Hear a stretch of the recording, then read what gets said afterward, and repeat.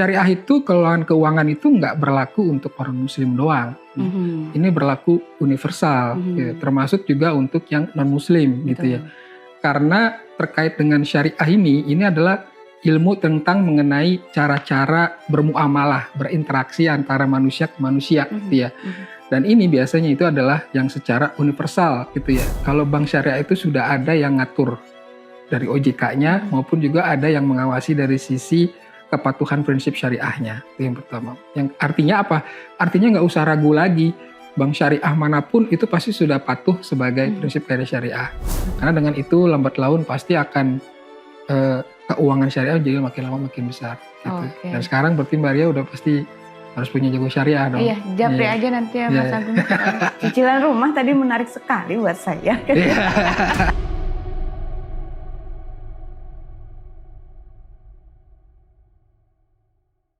Hidup di zaman sekarang semuanya serba digital. Mulai dari e-wallet, pay letter, hingga yang mau investasi bisa langsung klik. Tapi di tengah kecanggihan teknologi tersebut, gimana ya caranya kita buat tetap bisa mengelola keuangan secara bijak, apalagi kalau pengen nerapin prinsip syariah. Saat ini saya Ria Rizky sudah bersama Head of Syariah Financing PT Bank Jago Tbk Agung Lesmana untuk membahasnya. Assalamualaikum Mas Agung. Waalaikumsalam Mbak Ria. Ya, Alhamdulillah sehat. Mbak terima gimana kasih. Mbak? Sehat juga ya, Alhamdulillah. Terima kasih buat meluangkan waktunya untuk suara.com.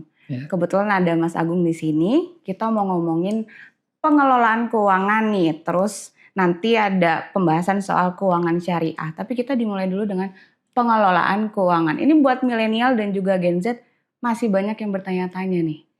Mas Agung, ini gimana ya? Saya punya gaji segini, blablabla. Tapi kalau Ria nanya nih, sebenarnya sepenting apa sih gitu orang untuk mengelola keuangannya? Iya. Makasih Mbak. Jadi kelola keuangan itu sih sangat penting Mbak ya di zaman sekarang. Apalagi kan kita hidup ini kan bukan untuk saat ini. Kita hidup juga untuk yang di masa depan. Betul. Right? Jadi ya kita harus mempersiapkan segala sesuatunya. Karena kita nggak tahu nih ke depannya itu akan terjadi apa.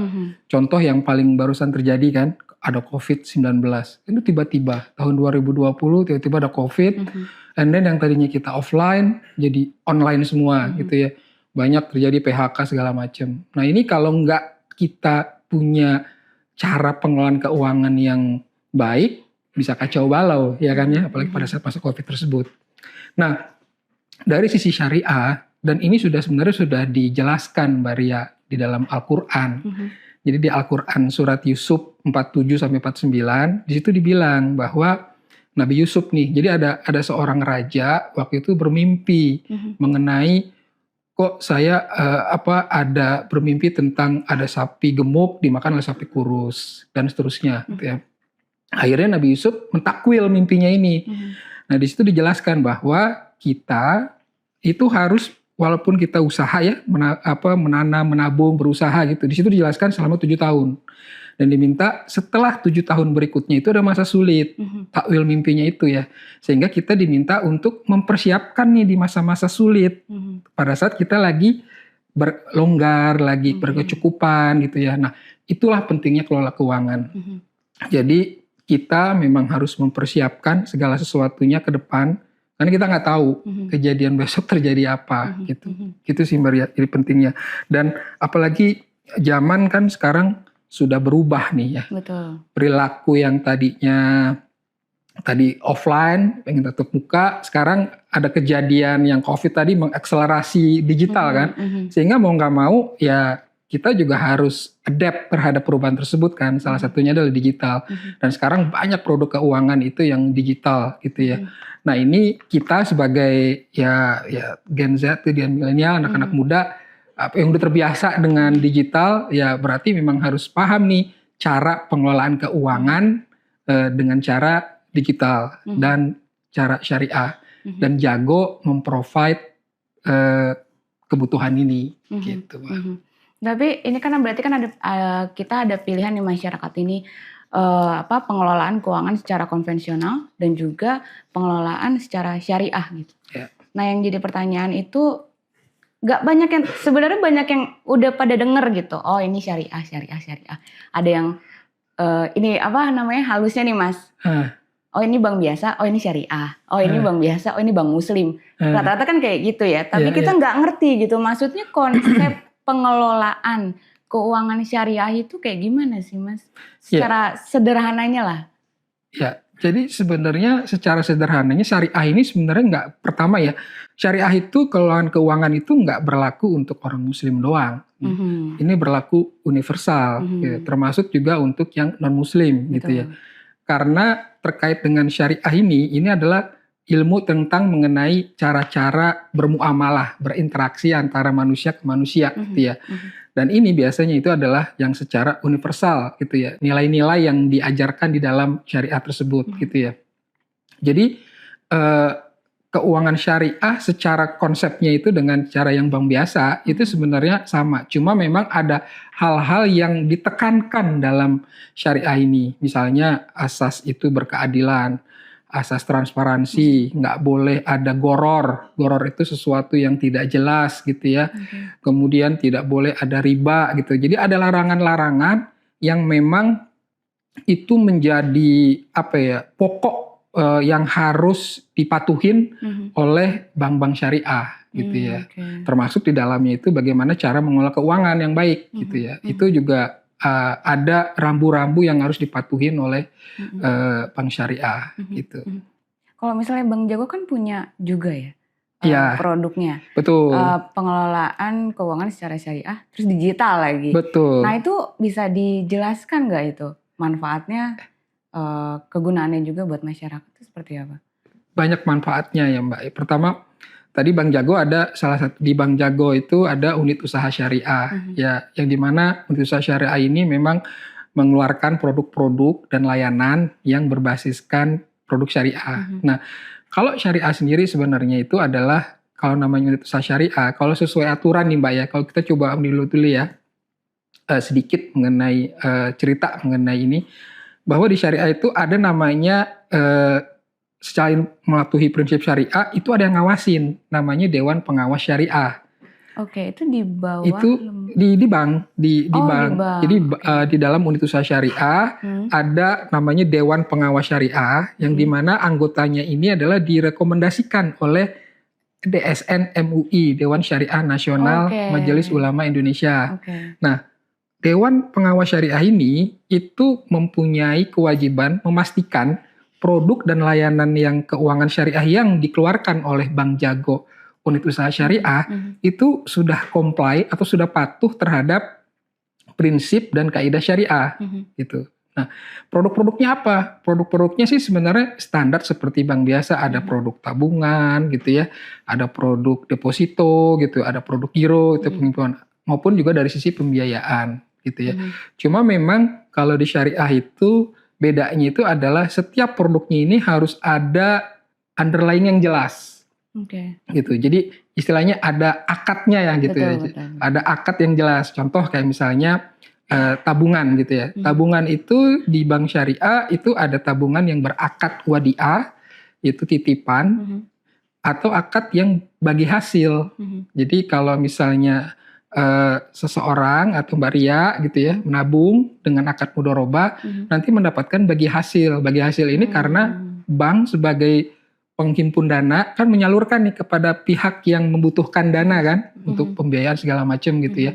Nah, dari hasil dia mengelola ini bank, hasilnya didapat bagi hasil kita berdua antara bank dengan Mbak Ria sebagai nasabah. Nah, ini salah satu produk syariah yang Bank Jago punya. Produk-produk lain juga ada banyak, Mbak. Kita karena Bank Jago Syariah ini adalah DNA-nya itu adalah kolaborasi, jadi kita bermitra dengan ekosistem digital syariah gitu ya. Saat ini ada dengan GoPay, ada dengan Bibit gitu, ada dengan Stockbit gitu ya. Di mana produk-produk investasi yang mereka buat itu adalah yang kita untuk syariah ya, itu yang harus berlandaskan prinsip syariah gitu ya. Jadi ada banyak sekali variasi produk khususnya untuk investasi ya yang Bank Jago punya gitu ya untuk bisa dinikmatin oleh teman-teman nasabah sekarang ini. Gitu. Tapi tadi ada yang menarik kalau misalkan produk keuangan syariah itu tidak hanya dinikmati oleh umat muslim saja, tapi secara inklusi gitu ya? Iya.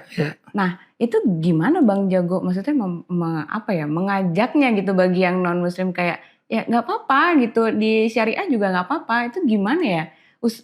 Usaha atau upayanya Bang Jago untuk narik nasabah terutama yang non muslim gitu? Ya, salah satunya kan dengan podcast ini kan. Ya ini juga bisa mungkin juga sebagai salah satu juga memang memberikan literasi lah ya, literasi pengetahuan mengenai bank syariah gitu ya. Karena memang salah satu kenapa bank syariah itu tidak market share-nya itu bisa dibilang ya Mbak ya dari 10 tahun lalu itu segitu-segitu aja. Salah satu faktornya itu adalah literasi. Jadi ada beberapa yang menganggap bahwa bank syariah hanya khusus untuk orang yang muslim. Betul. Padahal enggak.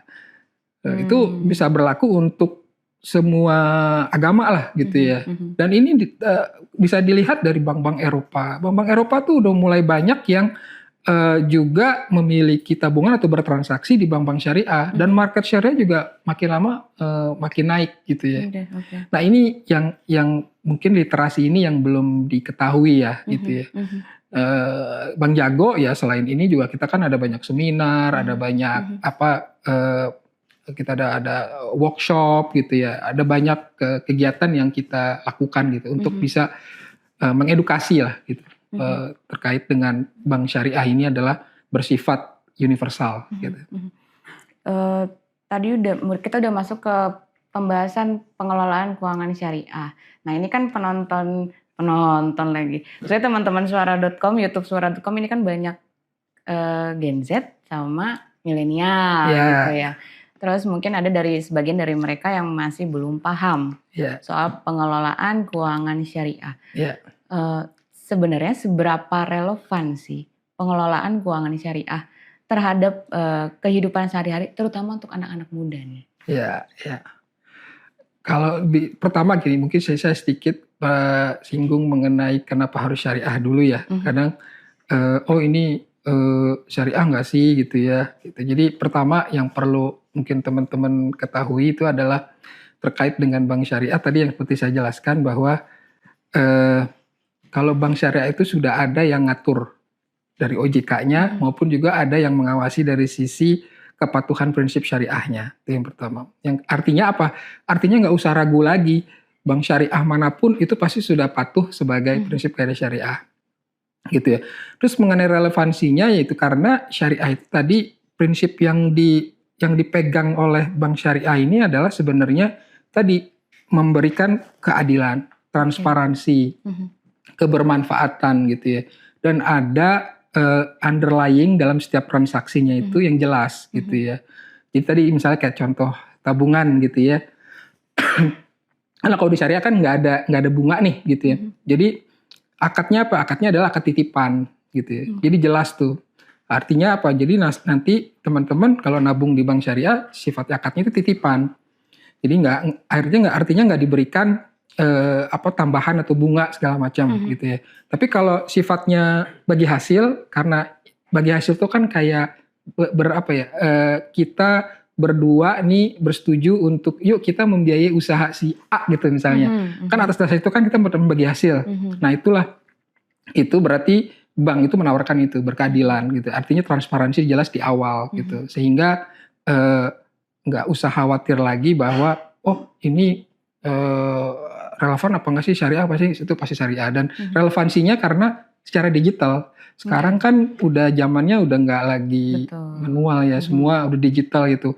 Dan Jago Syariah provide itu semua gitu kan. Jadi mau anywhere, anytime itu bisa bertransaksi secara mudah, gampang dan sesuai syariah gitu. Tapi kalau secara prakteknya kan bisa dibilang gampang ya karena udah serba digital. Tapi kalau untuk pengelolaan keuangan syariahnya sendiri kehitung ribet nggak sih buat Gen Z deh?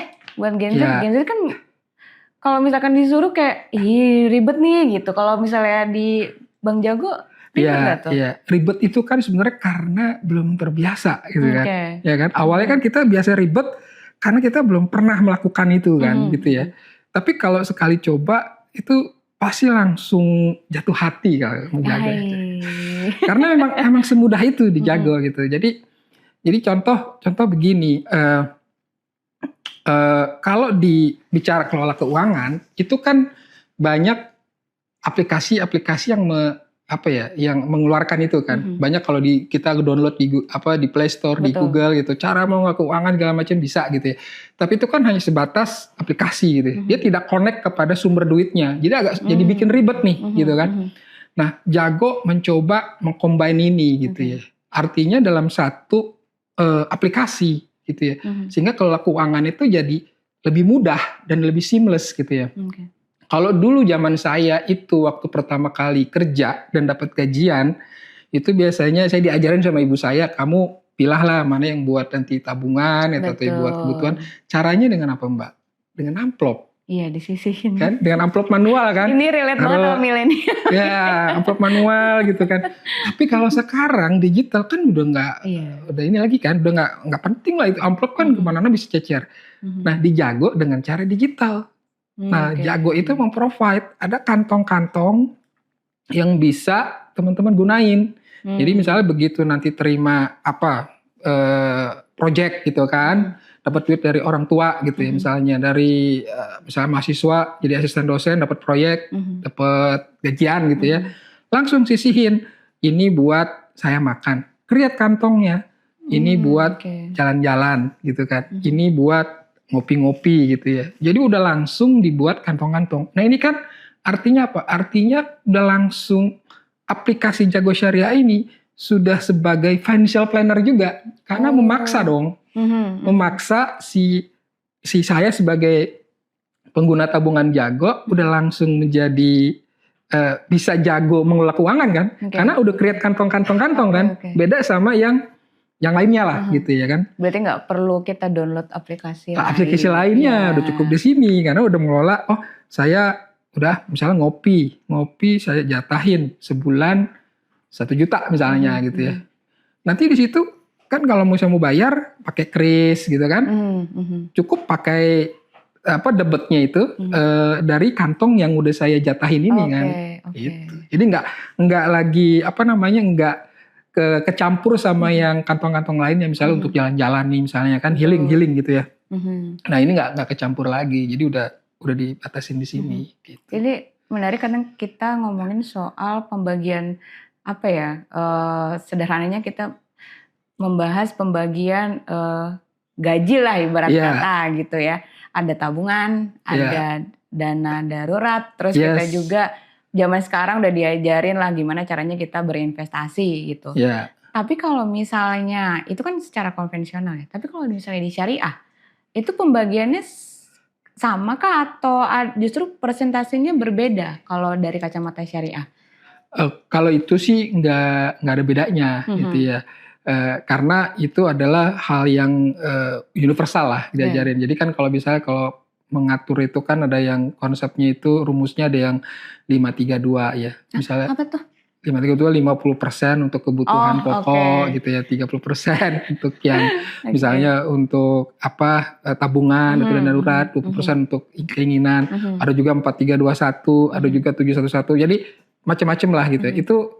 Itu rumusnya sih bebas mau syariah ataupun enggak gitu ya. Cuma memang jadi nggak ada aturan bakunya sih Mbak gitu ya. Cuma yang perlu dilihat dari sisi syariah adalah how to-nya, bahwa dalam pengelolaan ini itu kita harus transparan tadi, kebermanfaatan, kemudian berkeadilan, itu yang dijaga di syariahnya gitu ya. Sehingga kita pada saat nanti mau berinvestasi di produk-produk syariah, kita udah yakin bahwa ini udah memenuhi aspek-aspek tersebut gitu. Tadi Mas Agung sempat nyinggung soal investasi syariah. Bedanya apa sama investasi yang konvensional gitu Mas? Ya, kalau investasi syariah itu berarti dia harus patuh terhadap tadi aturan-aturan syariah tadi. Jadi misalnya gini contoh, kan ada saham syariah. Di Jago tuh ada tuh, nanti kita ada namanya bisa link ke Stockbit. Jadi ada kantong RDN gitu ya. Jadi kayak kita buat investasi saham gitu ya. Nah di saham ini kan itu ada dibagi dua, ada yang saham non syariah, ada yang syariah. Nah, kalau saham syariah itu sudah diatur tuh Mbak, aturannya panjang sih, sebenarnya nggak perlu tahu juga. Pokoknya intinya ini udah ada yang ngurus saja gitu kan. Yang ngurus siapa? Si DPS tadi, Dewan Syariah gitu, DSN lah. Jadi nggak usah khawatir gitu. Nah, di kita Jago Syariah itu ketika nanti mau berinvestasi yang produk syariah itu pasti routingnya diarahkannya itu ke yang tadi daftar yang syariah tadi, yang sudah sesuai dengan patuh syariah, termasuk di dalamnya itu reksadana, ya kan, Jago udah ngeling ke Bibit untuk reksadana syariah. Jadi Mbak kalau nanti misalnya ke Bibit, aplikasi Bibit reksadana gitu ya, itu ada reksadana yang syariah dan non syariah.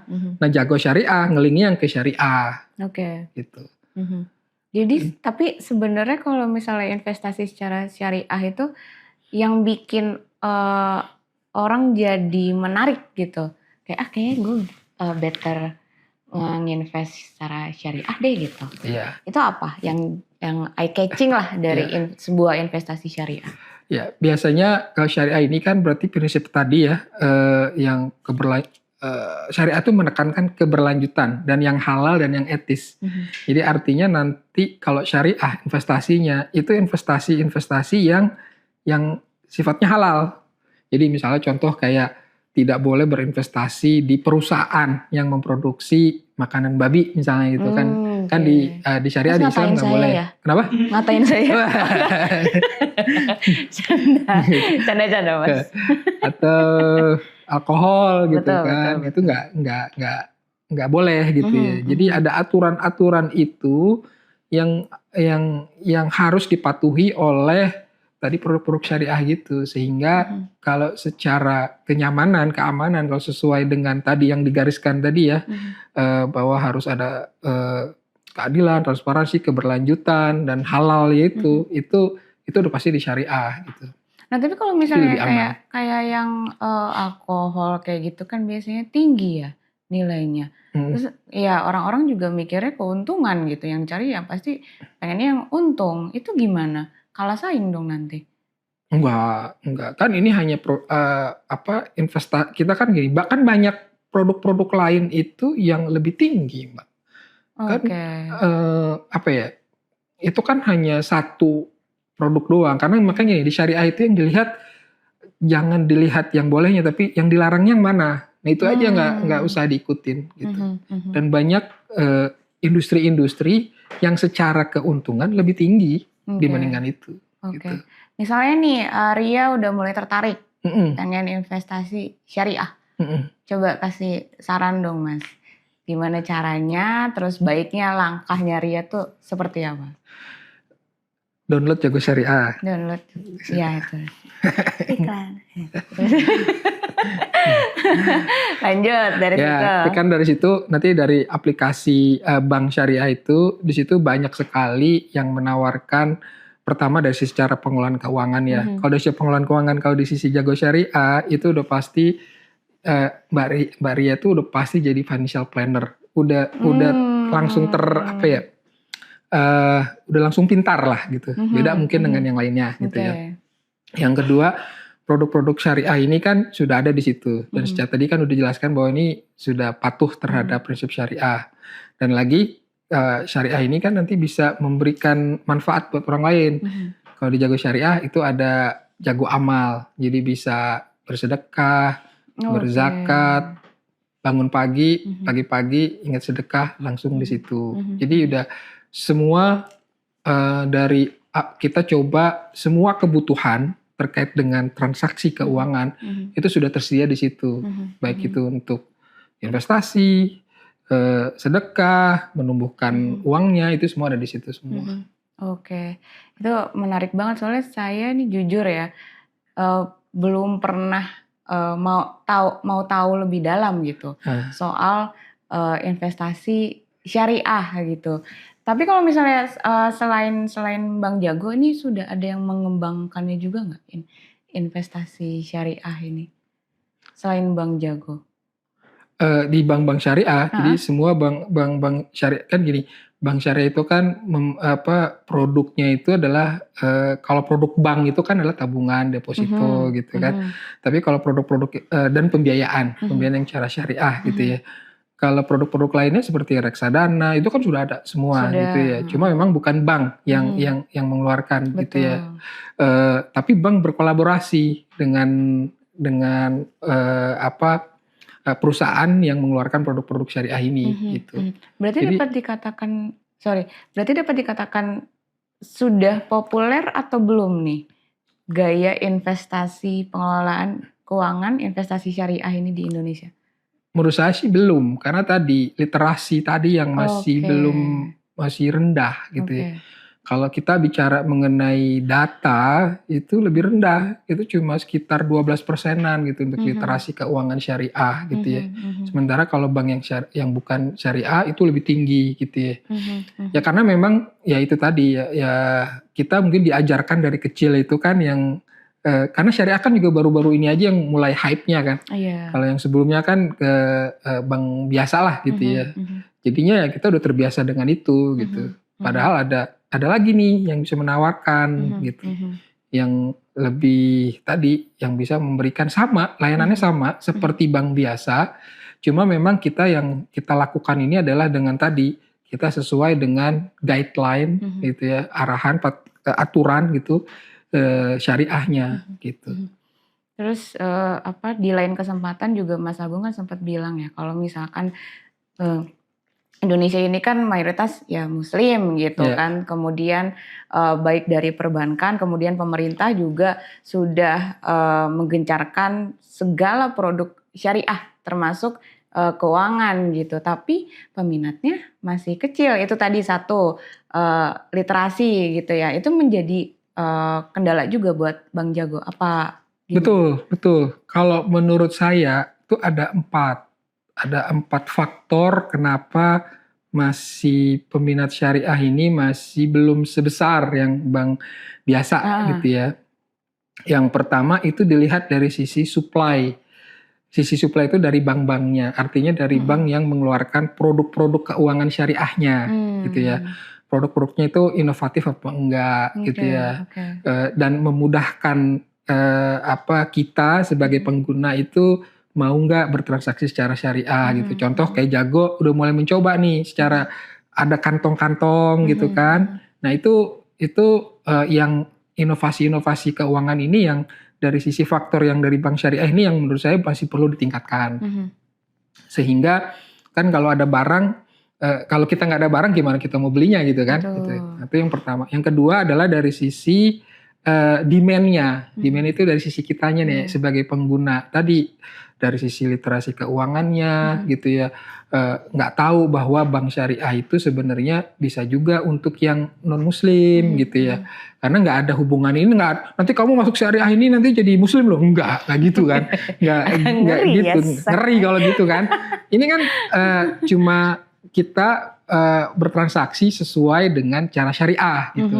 Jadi itu faktor kedua. Faktor ketiga dari sisi legal atau dari sisi regulasi, Mbak. Contoh kayak Malaysia tuh udah lama didukung oleh pemerintah.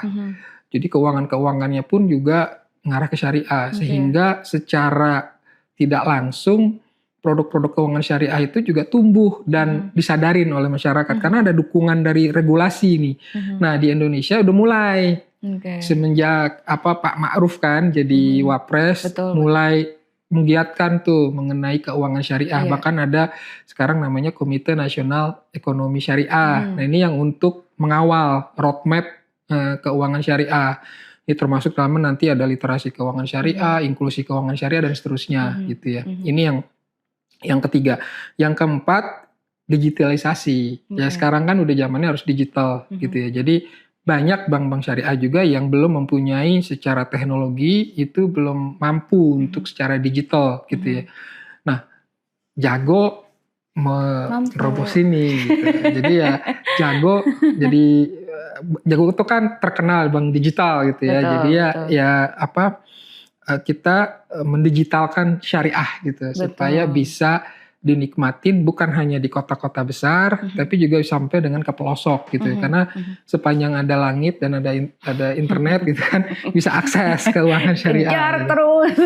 Ya, Berarti kalau misalnya itu tantangannya banyak banget berarti ya. betul. Udah sejauh apa sih upayanya Bang Jago ini buat melebarkan sayap terutama untuk keuangan syariah secara digital? Ya, jadi ya kita kan masing-masing ada partnya ya Mbak ya.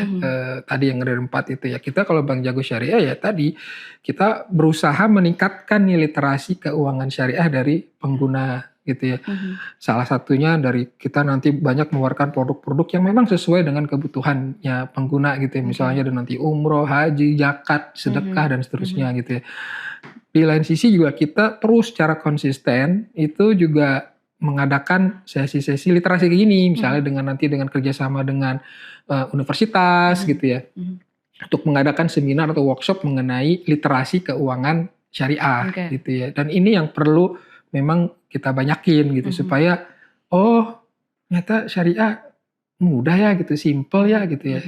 Apalagi dengan Jago, cukup 3 menit udah langsung punya rekening syariah gitu. Amanah, halal. Nah, gitu kan promosi terus. Tadi ada Ria lupa nanya nih soal penggunaan e-wallet lah, pay later lah atau transaksi sederhananya transaksi keuangan secara digital gitu. Yes. Itu kalau misalnya secara syariah itu pengelolaan yang secara bijak itu kayak gimana sih Mas? Ya, kalau secara syariah itu pengelolaannya secara sesuai kebutuhan dan kebermanfaatan sebenarnya. Ya, jadi artinya ya syariah mengajarkan kalau kamu yang nggak butuh kamu jangan belilah gitu ya. Intinya kayak gitu ya. Jangan impulsif buying ya. Tapi di satu sisi kita harus lihat juga dari sisi aspek kebermanfaatan gitu. Misalnya contoh KPR deh atau pemilikan rumah gitu kan. Mungkin zaman sekarang anak-anak muda ini nggak mau nih punya rumah dari awal gitu ya gitu ya. Padahal kalau dilihat dari sisi kebutuhan kan mungkin belum ada. Ya kan? Karena mungkin masih sendirilah, masih mencari gitu ya. Tapi coba lihat dari sisi kebermanfaatan. Kan nanti rumah ini manfaat buat kamu di masa depan. Betul. Sementara nilai properti naik terus. Kalau kamu ada uang lebih, kenapa nggak gunakan dari sekarang untuk bisa memiliki rumah dari sekarang? Tapi dengan cara syariah. Nah, kalau cara syariah itu ada namanya mekanisme pembiayaan syariah, itu namanya jual beli gitu ya. Yang kita beli sekarang dicicil selama 10 tahun, 20 tahun dengan angsurannya tetap gitu ya. Nah, menariknya tuh kalau syariah gitu tetap, jadi harganya nggak berubah gitu ya. Flat terus ya? Iya, flat terus. Karena kan ini yang mungkin dicari juga nih ya kan. Nah, betul, karena itu udah pasti. Karena kan kita konsepnya kalau syariah berarti jual beli. Jadi bank menjual rumah kepada Mbak Ria. Mbak Ria karena uangnya belum cukup, maka membelinya dengan cara cicilan. Gitu. Cicilannya berapa lama? Misalnya 10 tahun. Ya udah 10 tahun itu diangsur secara bertahap. Gitu. Nah, ini yang kita coba informasikan ke pengguna gitu ya. Jadi kebutuhan dan juga kebermanfaatan gitu. Dan kita kalau terkait dengan tadi Mbak Ria mengenai e-wallet gitu ya, kita kan ada koneksi ke GoPay. Betul. GoPay ini kan ekosistemnya buat ojek, makan segala macam gitu kan. Nah, Jago Syariah itu connect ke GoPay. Ke GoPay itu udah kayak tabungan. Jadi kan kalau e-wallet itu kan sebenarnya cuma batasnya 10 juta kan Mbak. Kalau dengan connect ke Jago itu unlimited. Dan kalau misalnya nanti mau top up, kalau di bank lain kan karena biaya 2.000, 2.500 atau 1.000 saya nggak tahu deh itu ya. Kalau kita kan gratis. Jadi anytime mau top up kapanpun ya gratis. Itu udah hemat duit tuh. Ya kan? Iya betul. Dikumpul-kumpulin 2.000 tiap kali transaksi, ditabungin di dalam kantong yang khusus nih, jadi banyak lama-lama. Nah ini semua kita kolaborasikan gitu, kita kondisikan gitu supaya benar-benar memang yang nanti pengguna dari Jago Syariah itu menikmati manfaat yang sebenarnya dengan cara syariah. Baik. Ini sudah di penghujung pembicaraan juga sebagai closing, Mas Agung mungkin bisa dijelaskan terkait dengan perkembangan dan juga potensi lah industri keuangan syariah pada 5 tahun ke depan. Ya itu tadi, kalau saya lihat 4 ini yang perlu diselesaikan gitu. Karena kalau ngelihat perkembangan syariah ini nggak bisa dilihat dari satu sisi. Karena ini semua saling mengkaitkan gitu. Jadi nggak bisa dibesarkan ini, tapi supply-nya ada produk-produk keuangan syariah, tapi demand-nya dari sisi pengguna nggak ngerti itu apa produk syariah gitu. Ya nggak akan jalan juga gitu kan. Tapi tingginya ini bank-bank syariah menawarkan produknya nggak ada juga nggak dapet. Jadi memang harus saling mengkait. Nah khusus di sektor yang digitalnya, Bank Jago mempunyai, kita fokus di sini. Nah yang kita lakukan itu adalah sekarang ya kita terus nih memberikan pemahaman mengenai keuangan syariah dan cara keuangan syariah yang baik gitu. Karena in the end ya ini yang bisa nanti buat akhirnya kalau kita tahu kan, kita dulu kayak misalnya mau nikah kan kita selalu tahu dulu gitu kan. Kalau belum tahu kan juga pasti nggak akan jadi nikah gitu misalnya. Jadinya ya artinya apa? Artinya pengguna harus tahu dulu kan mengenai keuangan syariah, produk-produk syariah itu seperti apa. Cuma dengan cara yang makanya tadi saya nggak mencoba menjelaskan produknya akad ini apa gitu. Itu mah bisa pusing kepala gitu kan. Yang perlu diketahui adalah ya ini pokoknya udah comply sesuai syariah gitu ya. Dan ini yang terus kita lakukan gitu ya di Jago Syariah gitu supaya pemahaman mengenai keuangan syariah itu juga bisa meningkat gitu ya. Karena dengan itu lambat laun pasti akan keuangan syariah jadi makin lama makin besar gitu. Dan sekarang berarti Mbak Ria udah pasti harus punya Jago Syariah dong. Iya, japri aja nanti ya Mas Agung. Cicilan rumah tadi menarik sekali buat saya. Karena flat terus gitu ya. Mas Agung tadi lupa. Apa namanya? Ini buat anak muda sih sama Gen Z ya terutama. Apa namanya? Bang Jago punya ini kan aplikasi khusus yang syariah itu. Apa tuh? Yang aplikasi yang di HP itu yang buat tapi itu buat syariah doang ya tapi ya? Apa buat Jago itu kan ada Bang Jago ini kan ada dua aplikasi.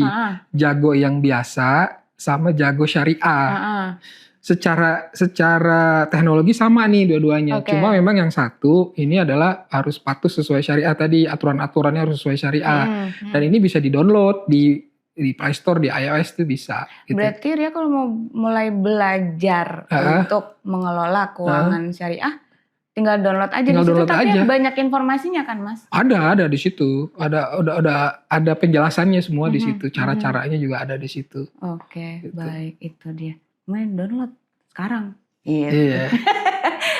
Terima kasih ya. Dan bukanya itu nggak perlu uang. Kan 0 rupiah kalau Jago Syariah.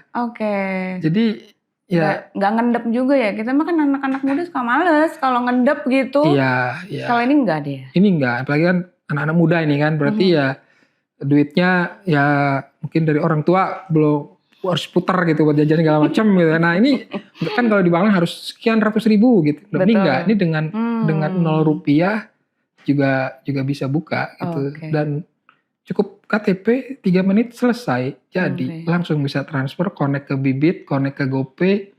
GoPay buat transaksi tadi kan, ke Bibit buat investasi, Stockbit buat investasi. Dan nanti ada pembiayaan-pembiayaan lainnya gitu, yang produk-produk pembiayaan yang bisa tadi yang buat misalnya rumah segala macam gitu. Baik. Jadi kalau misalnya ada anak muda yang mau nanya, ini ada medsosnya nggak Bang Jago? Ada. Aktif tapi ya? Aktif dong, pasti dong. Nanya aja Mas. Pasti dong.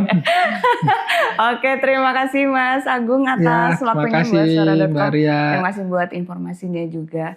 Dan itu tadi obrolan saya Ria Rizky bersama Head of Syariah Financing PT Bank Jago Tbk Agung Lesmana. Saya Ria Rizky pamit undur diri, sampai jumpa.